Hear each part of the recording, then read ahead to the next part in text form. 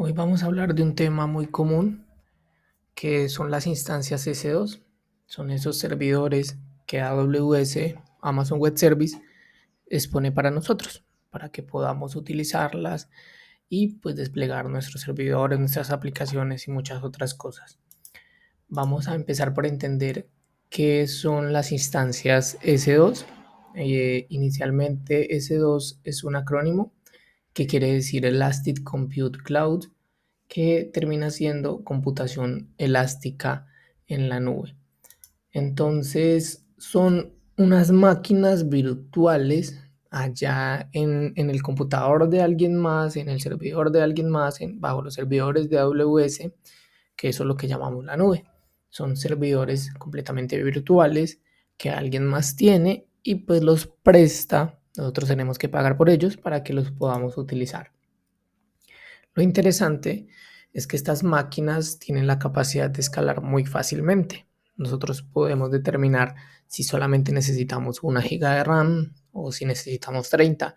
Es muy fácil cambiarlo y es muy fácil acceder como tal a todo este tipo de recursos allá en la nube. Una de las ventajas es que pues no tenemos que comprar un servidor físico, no tenemos que encargarnos de la administración de servidores y de las mayores partes que pueden ser como tal engorrosas cuando vamos a desplegar una aplicación.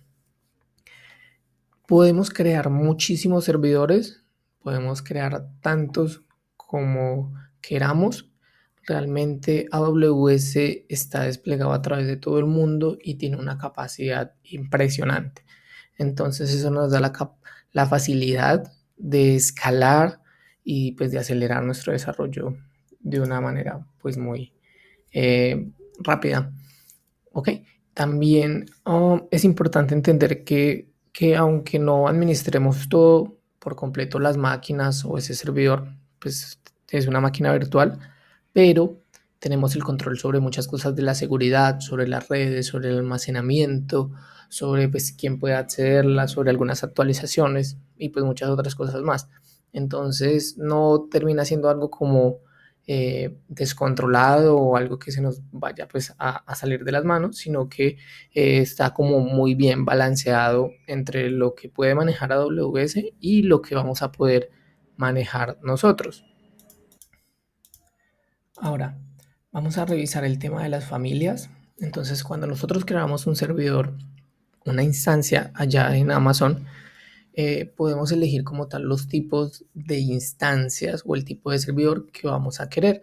Esto puede variar dependiendo la capacidad como tal de la CPU, del procesador, de la memoria, del almacenamiento, de las redes, de la velocidad o, bueno, como tal, depende de para qué vayamos a utilizar esa máquina. AWS y las instancias S2 son bastante dinámicas, hay demasiadas familias, entonces pues vamos a ver por encima cómo podemos entenderlas. Hay una categoría que es de uso general, entonces pues una de las familias es de uso general, que básicamente trae casi un nivel entre CPU y memoria RAM. Entonces esas son las instancias que utilizamos para cualquier cosa, no sé, servidores, una API pequeña, un servidor pequeño, una aplicación en React pequeña o todo este tipo de cosas que pueden ser como muy estándares, unas pruebas de concepto. Entonces esos son los usos generales que nosotros le podemos dar a estas instancias o a esta familia de instancias. Hay otra familia que son las optimizadas para el procesamiento. Son instancias, son servidores que vienen como con un poco menos de memoria RAM, pero traen más capacidad desde el lado de CPU. Entonces, pues eso nos permite trabajar sobre unas cosas o unos procesos que tengan un mayor desempeño porque no van a estar necesitando la memoria RAM. Entonces nosotros ya podemos empezar a elegir y a distinguir como tal este tipo de servidores que vamos a necesitar. Pues así como hay una optimización o hay unas familias que ya vienen optimizadas para procesamiento, también hay familias que vienen optimizadas para la memoria. Entonces termina siendo lo mismo. Trae mucha memoria RAM, pero un poquito de procesamiento. Entonces, no sé, vamos a instalar una base de datos en memoria.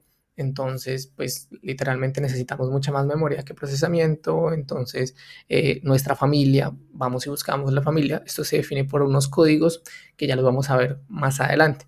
Pero lo importante es que tengamos en cuenta de que hay unas familias. Otra de las familias es como tal la informática acelerada. Entonces, ya son como unos casos muy particulares en donde ya hay un hardware particular, ya son recursos completamente físicos y particulares pensados en acelerar como tal el procesamiento o acelerar los recursos. Entonces ya vamos a ver también todo ese tipo de familia. Y por último tenemos esas instancias que son optimizadas para el almacenamiento. También en caso de que necesitemos escribir archivos y leerlos así súper rápido, no necesitamos tanta memoria ni tanto procesamiento. Lo que necesitamos más que todo es una agilidad entre escritura y lectura de, no sé, cualquier archivo JSON, una imagen o un archivo XML. Todo este tipo de cosas pues van a ser más performantes o van a ser más rápidos si lo utilizamos como tal desde un lado o desde esas instancias que son optimizadas para el almacenamiento.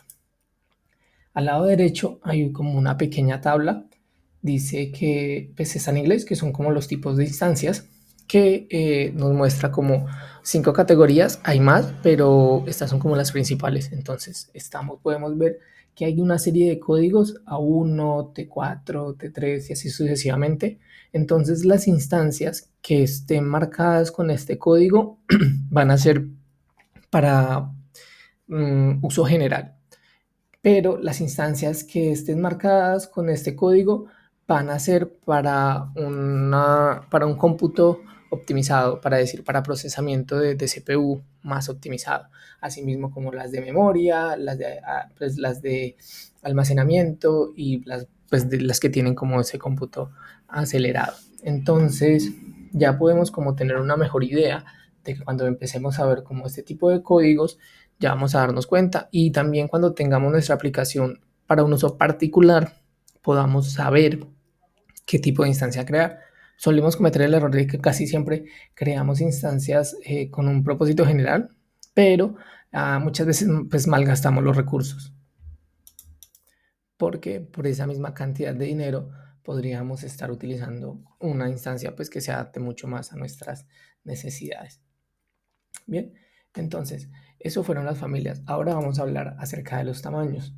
Eh, Así como podemos cambiar la familia, o sea, determinar qué necesitamos más, si CPU o memoria, también podemos determinar cuánta CPU y cuánta memoria vamos a necesitar. Entonces, yo necesito un servidor que tenga 1 GB de memoria, o 12 gigas de memoria, o 30 gigas de memoria, o al mismo tiempo. Yo solo necesito que tenga 1 GB de memoria, pero necesito que tenga un poco de núcleos de CPU. Todo este tipo de cosas los vamos a poder pues determinar de acuerdo con los tamaños.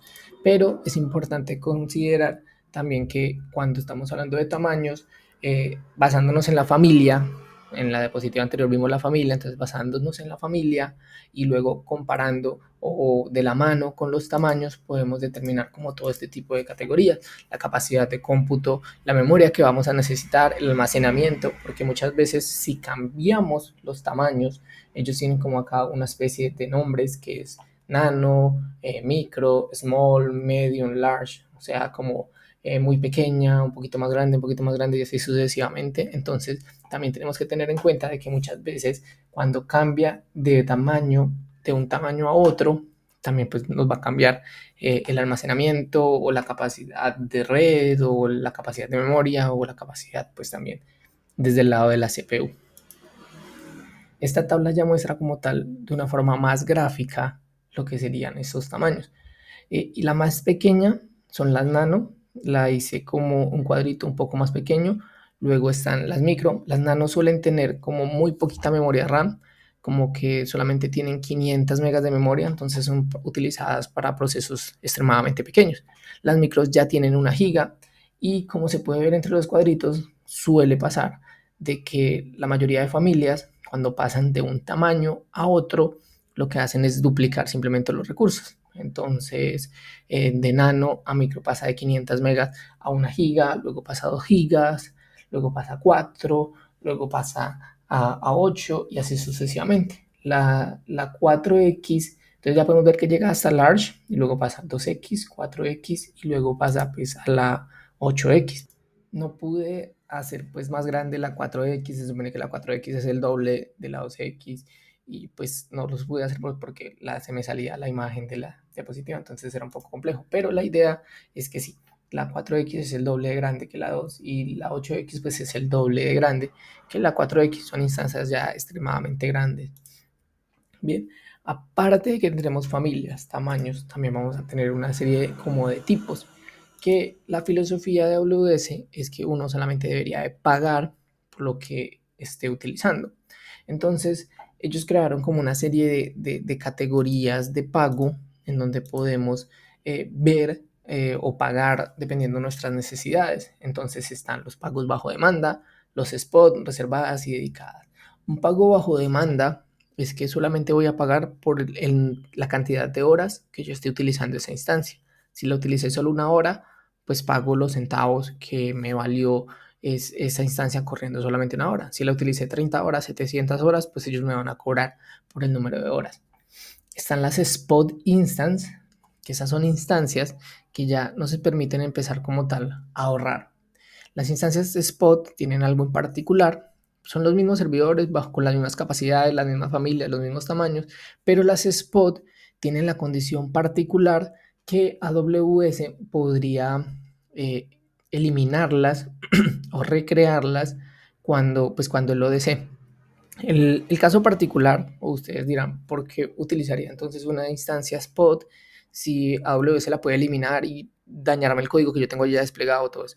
Pues la idea es que esas instancias no son creadas para eso, deberían de crearse o utilizarse solamente en casos que vayamos a necesitar pues un procesamiento que soporte pausas, que soporte cortes, que soporte como detenerse inesperadamente. La razón principal por la que utilizaríamos Spot Instance es que gracias a esta razón de que AWS nos puede quitar las instancias cuando él quiera, nos da una reducción de precios de hasta el 90% comparado con bajo demanda.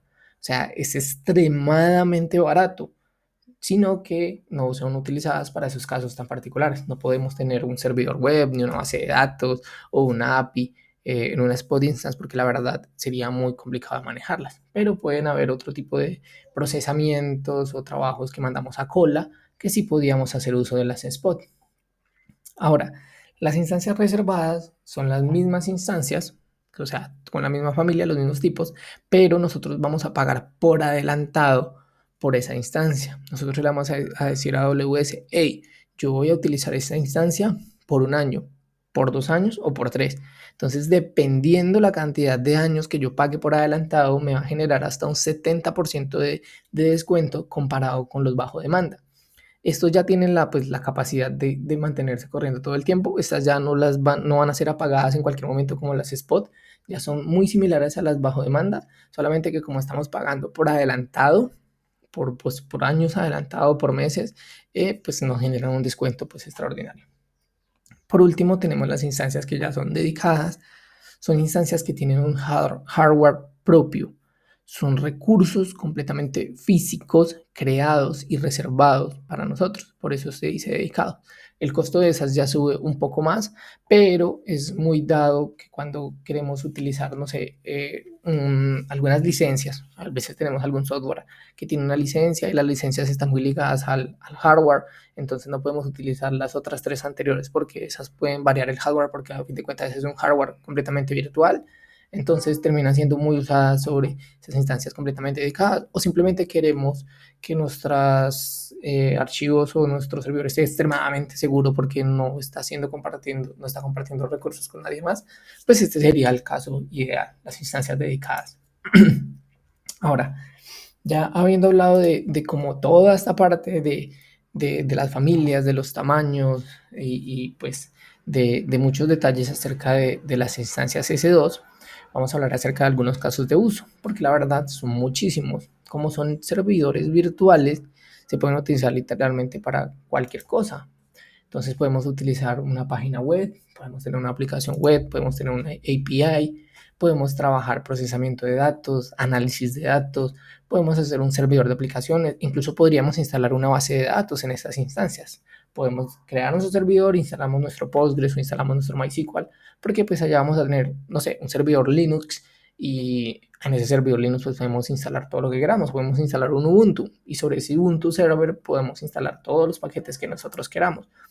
También pues podemos utilizarlo cuando necesitemos guardar archivos como almacenamiento o también copias de seguridad. A fin de cuentas, los usos son completamente generales. Y bueno, creo que eso ya sería todo por este video. Muchas gracias por verlo hasta el final. No olvide suscribirse y hasta la próxima.